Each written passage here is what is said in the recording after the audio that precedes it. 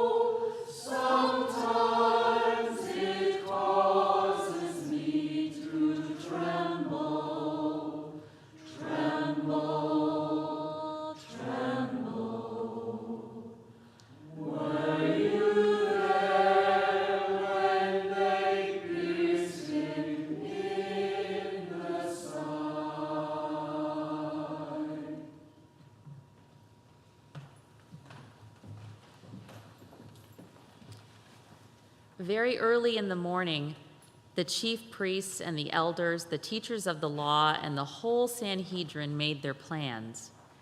So they bound Jesus, led him away, and handed him over to Pilate.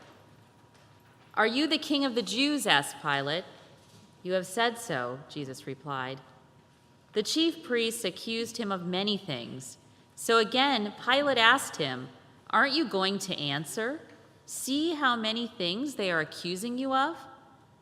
But Jesus still made no reply, and Pilate was amazed. Now it was the custom at the festival to release a prisoner whom the people requested.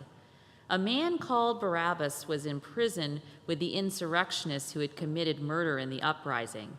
The crowd came up and asked Pilate to do for them what he usually did. "Do you want me to release to you the king of the Jews?" asked Pilate, knowing it was out of self-interest that the chief priests had handed Jesus over to him. But the chief priests stirred up the crowd to have Pilate release Barabbas instead. "What shall I do then with the one you call the king of the Jews?" Pilate asked them. "Crucify him," they shouted. "Why?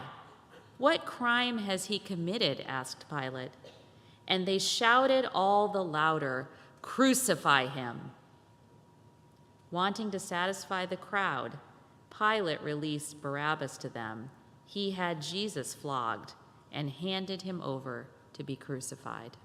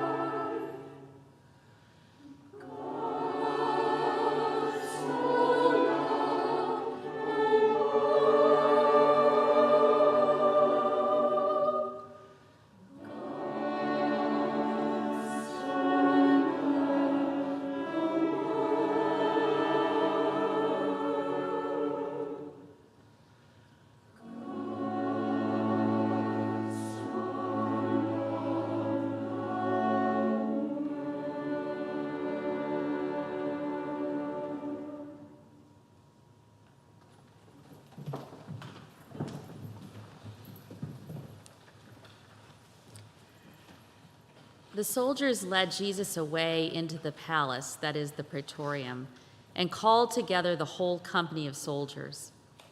They put a purple robe on him, then twisted together a crown of thorns and set it on him. And they began to call out to him, "Hail, King of the Jews!" Again and again they struck him on the head with a staff and spit on him. Falling on their knees, they paid homage to him, and when they had mocked him, they took off the purple robe and put his own clothes on him. Then they led him out to crucify him.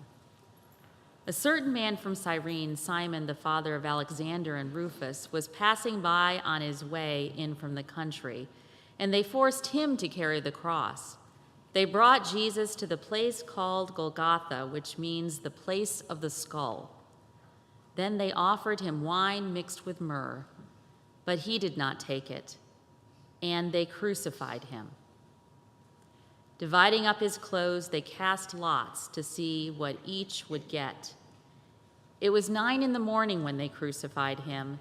The written notice of the charge against him read, "The King of the Jews." They crucified 2 rebels with him, one on his right and one on his left. Those who passed by hurled insults at him, shaking their heads and saying, "So, you who are going to destroy the temple and build it in 3 days, come down from the cross and save yourself." In the same way, the chief priests and the teachers of the law mocked him among themselves. "He saved others," they said, "but he can't save himself. Let this Messiah, this King of Israel, come down now from the cross that we may see and believe." Those crucified with him also heaped insults on him.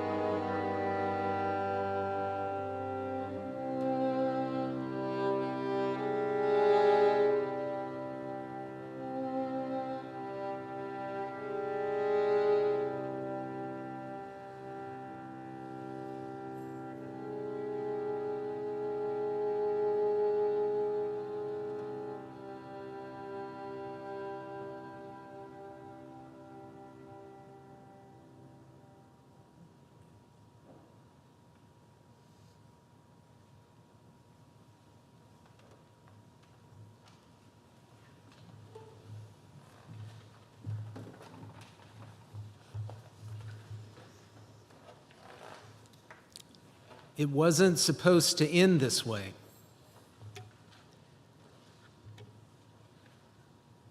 It wasn't supposed to end this way.